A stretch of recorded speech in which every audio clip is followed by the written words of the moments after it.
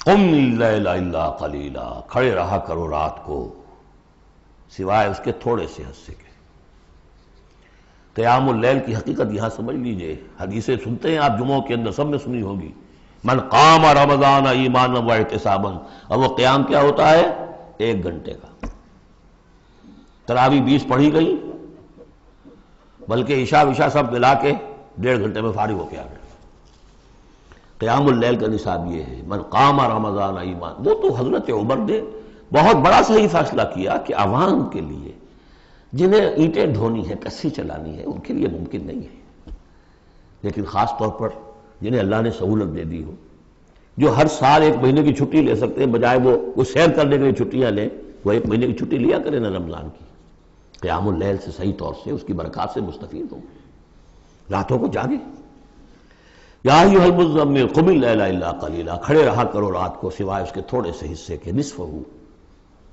آدھا اس کا، اب انقص منہ قلیلا، یا اس میں سے کچھ کم کر لیں یعنی تہائی،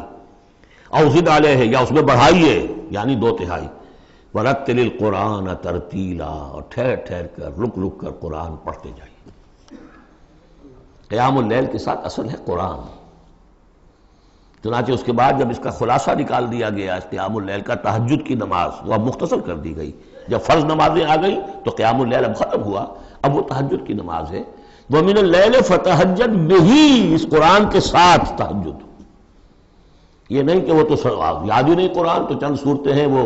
8 رکعتیں پڑھی اور پھر بیٹھ گئے کسی اور طرح کے ذکر میں، وہ تہجد نہیں ہے،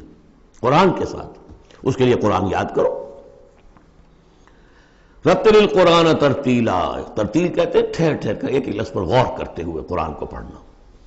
انا سنلقی علیک قولا ثقیلا، ہم عنقریب آپ پر ایک بہت بھاری بوجھ ڈالنے والے۔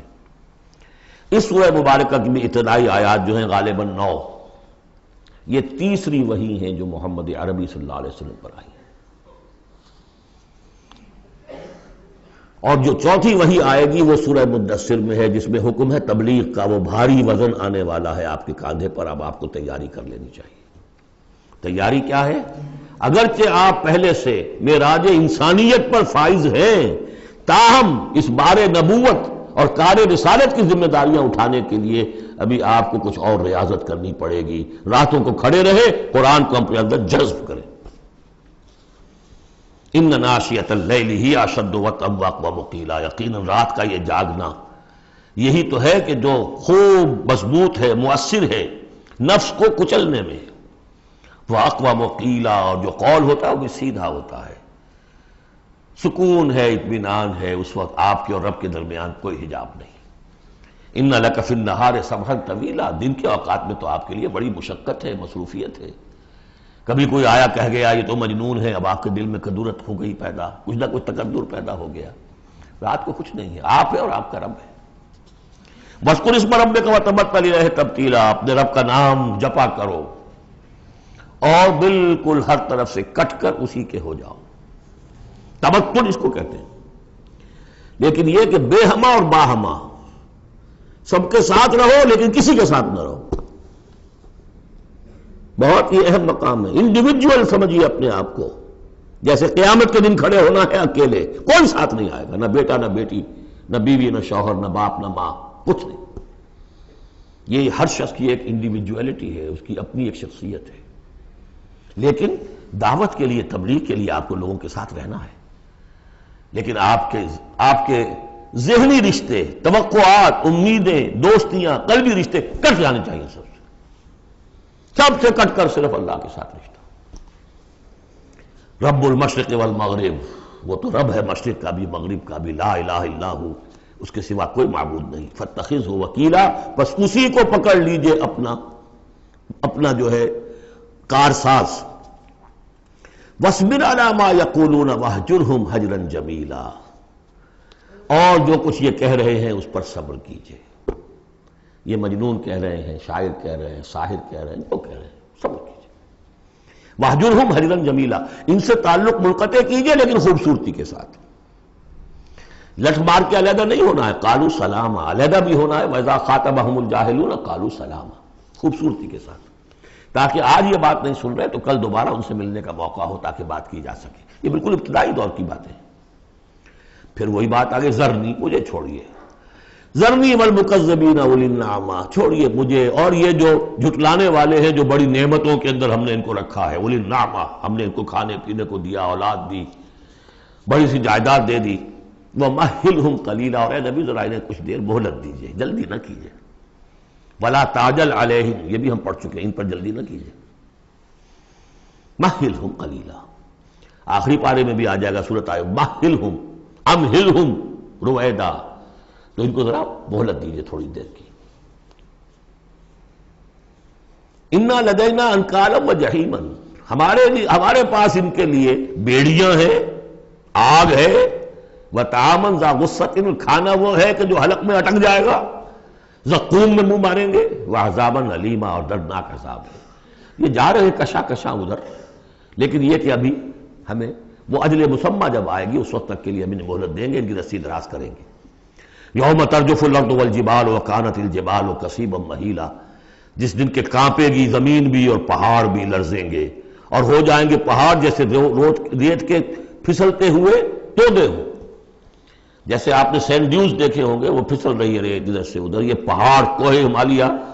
یہ بھی اس طرح کا تودا بن کے اور پھسل کر اور سب برابر ہو جائے گا،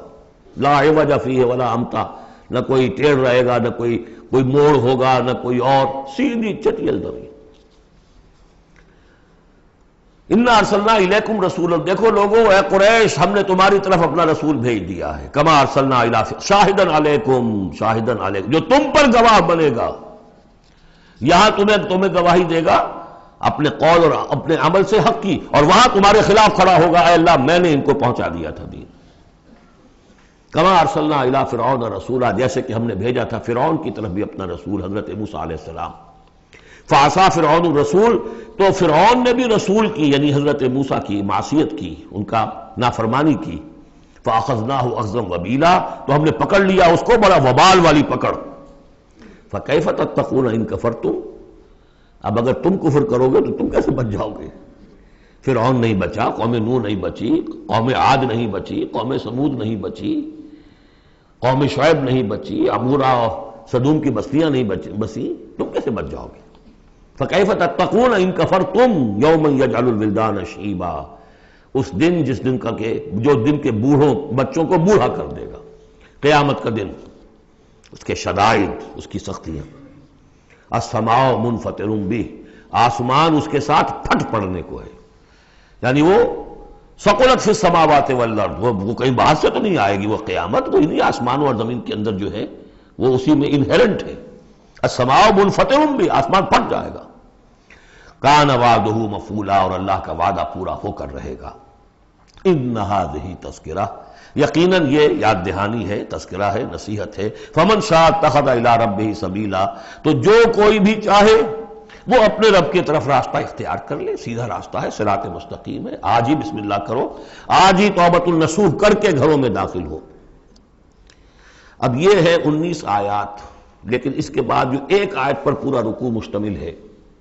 اس کے بارے میں بہت عرصے تک میں بہت پریشان رہا اس کو سمجھنے میں،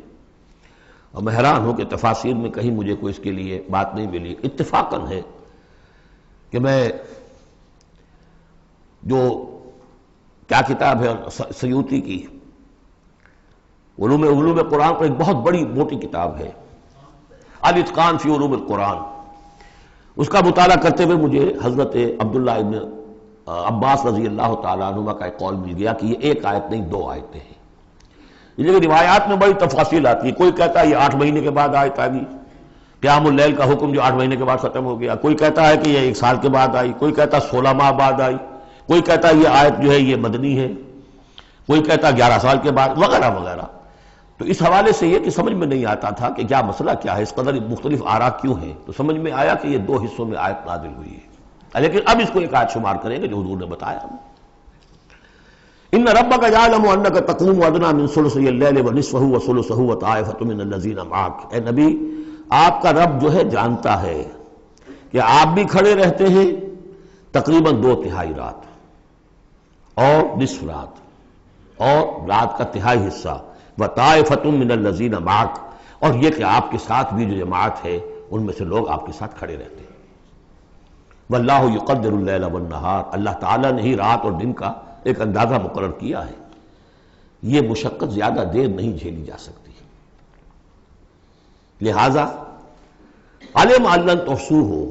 اللہ جانتا ہے، اس کے علم میں ہے کہ تم اس کی پابندی نہیں کر سکو گے، فتاب علیکم، تو اللہ نے تم پر نرمی فرمائی، شفقت فرمائی، رحمت کی نظر کی، فقرؤوا ما تیسر من القرآن، تو جتنا آسان ہوا کرے تمہارے لیے، میسر ہوا کرے، یسر آسان، اتنا رات کو پڑھ لیا کرو۔ علیمان سے اب یہاں یہ آیت کا پہلا حصہ ہے کہ جو میرے خیال میں 1 سال بعد یا 11 ماہ بعد نازل ہو گیا، یعنی یہ کہ اب یہ پابندی کہ کم سے کم 1/3